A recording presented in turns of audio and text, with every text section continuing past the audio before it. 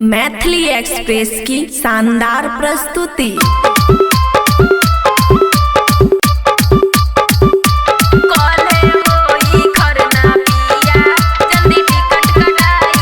खुशी recording studio बलुआहा। छठी माई के करब बरतिया घर है आई हो, घर है आई हो। छठी माई के करब बरतिया घर है आई हो।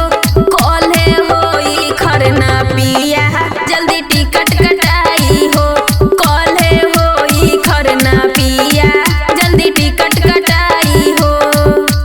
DJ Sumit Satish rice. जल्दी टिकट कटाई हो।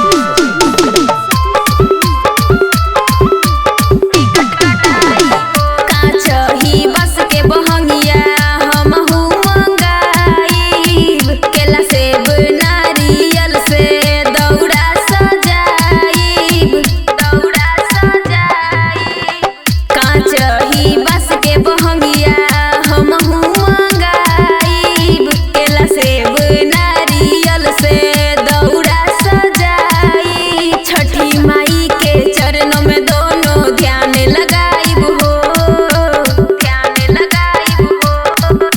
छठी माई के चरणों में दोनों ध्यान लगाईब हो। कॉले होई खरना पिया जल्दी टिकट कटाई हो। कॉले होई खरना पिया जल्दी टिकट कटाई हो। जल्दी टिकट कटाई हो।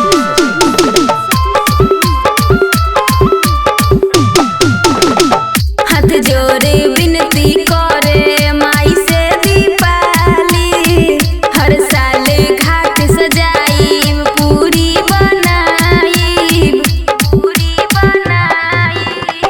हाथ जोड़े विनती करे माई से रानी।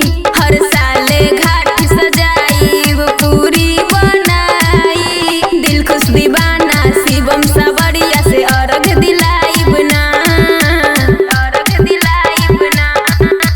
दिल खुश दीवाना शिवम सवरिया से अर्घ दिलाईब ना।